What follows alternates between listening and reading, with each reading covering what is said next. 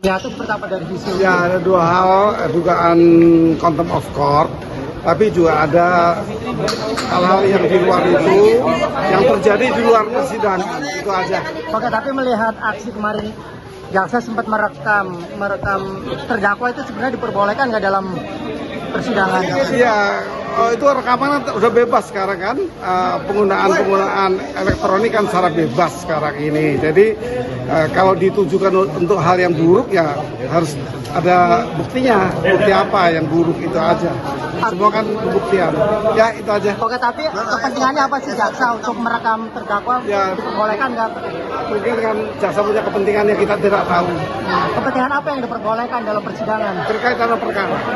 Hal-hal perkara-perkara. Tapi kalau melihat ekspresi dari jaksa yang terlihat menye-menye atau meledek terdakwa, gimana itu ada unsur dendam nggak sih melihatnya? Yang bisa mengukur tuh hakim kalau di ruang sidang. Jadi nggak bisa semua orang mengukur dengan pendapat masing-masing. Saya mengharapkan karena proses ini diproses secara apa yang telah ditentukan secara undang-undang. Ya kalau contempt of court belum ada undang-undangnya, tapi tetap hakim bisa memutus. Sudah banyak yang diputus oleh hakim atas perbuatan contempt of court. Jaksa bisa melakukan, bahkan hakim juga bisa diduga melakukan kalau itu ditemukan. Oke, Prof. Sebenarnya jaksa JPU itu bekerja untuk siapa sih, Prof? Apakah untuk apa korban atau untuk Secara kedudukan undang-undang, jaksa membela kepentingan umum. Kemudian hakim memutuskan, advokat memberikan bukan untuk meringankan, advokat juga mengutarakan yang baik untuk keadilan bagi kliennya. artinya independen jaksa boleh bilang? Semua independen mestinya. Tapi kalau artinya lebih kayak apa? Ketika memberikan keterangan saksi nih terus banyak dipotong oleh JPU, artinya belum selesai. Tadi saya menemukan ada dua hal yang memagari, yaitu satu misbruik van recht. Undang-undang diselewengkan di pengadilan oleh siapapun. Tapi ada satu lagi keadaan yang disalahgunakan, diciptakan keadaan untuk memojokkan seseorang. Itu disebut misbruik van die Heden. Jadi ada dua kelompok mengukur situasi pengadilan ketika bersidang. Yang satu menyalahgunakan kewenangan, satu menyalahgunakan keadaan.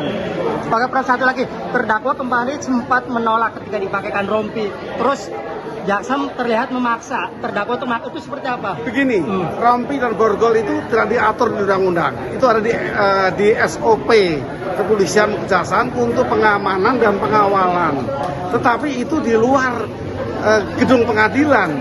Wilayah masuk pengadilan sepenuhnya oleh pengadilan. Di pengadilan ada PAMDAL, pengendalian dalam itu bertanggung jawab. Jadi serahkan semuanya ke pengadilan, mestinya begitu. Jadi penegak hukum, cara polisi itu berjaga-jaga saja untuk pengawasan kalau lari, misalnya itu pengamanan SOP-nya ada. Tapi itu pengenaan rompi tidak diwajibkan di undang-undang. Itu untuk menandakan ini tersangka. Nah, tapi jangan menjadikan dia tertekan. Tidak boleh. Karena apa? Terdakwa belum bersalah, belum dinyatakan dia bersalah, masih dilindungi HAM-nya, hak asasi manusia. Kedua, dilindungi bahwa kedudukan dia belum orang yang bersalah. Karena JPU melanggar etik nggak sih ketika memaksa orang untuk memakai rompi?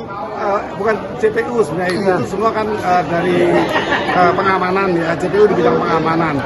Saya katakan tadi, tidak bisa dibilang salah atau benar, tetapi belum diatur undang-undang, kita belum punya itu ketentuan pengguna borgol, memang tidak punya.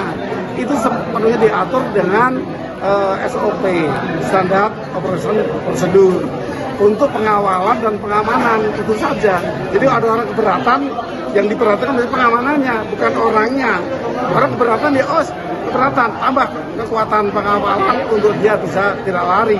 Oke, Prof, ada satu lagi kemarin pada saat saksi memberikan keterangan, JPU terlihat menggunakan handphone ketika saksi memberikan keterangan, itu diperbolehkan nggak? Ya, semua sarana elektronik kan berguna sekarang, nggak boleh disalahkan. Kecuali untuk pencurian data, di luar tugas yang memang sedang diproses. Kalau itu tugasnya kan tidak salah. Oke, Ya. Terakhir kesimpulan apa mau? Kesimpulan terakhir mungkin melihat Untuk contempt of court, kita sebaiknya segera membentuk undang-undang tentang contempt of court. Walaupun sekarang tidak ada pun, hakim seringkali memutus, yaitu menggunakan kewenangan hakim, judgment law. Hakim itu bisa buat undang-undang yang sifatnya itu saja, in males. Untuk peralihan nggak boleh. Nah, karena nggak ada undang-undangnya, tapi diharapkan akan segera mendapat undang-undang. Oke, pesannya apa mungkin, Prof? Ya, kepada DPR mungkin rumah rakyat bersama Presiden menggagas agar undang-undang contempt of court itu segera dibentuk. Prof, terkait bukti Nikita yang diserahkan kepada KPK seperti apa, Prof? Itu teknis, saya tidak mencampuri teknis. Prof, tadi melihat kesimpulan di dalam Dari mana? Dari Telepon Camp. Apa? Telepon Camp. Oh, iya. Prof, tadi melihat di dalam itu bahwa itu tidak sepertinya tidak ada titik temu seperti apa sih, Prof? Itu saya melihat personal aja, personal masing-masing advokat yang mewakili kliennya. Ini tidak masalah hukum, jadi saya tidak memperhatikan, tapi itu hanya konflik internal pribadi advokat dengan advokat. Tapi yang masukan Prof maksudnya untuk langkah Nikita melaporin KPK itu apakah betul itu? Maka saya harapkan undang-undang contempt of court segera dibentuk. Siap. Terima kasih, Prof.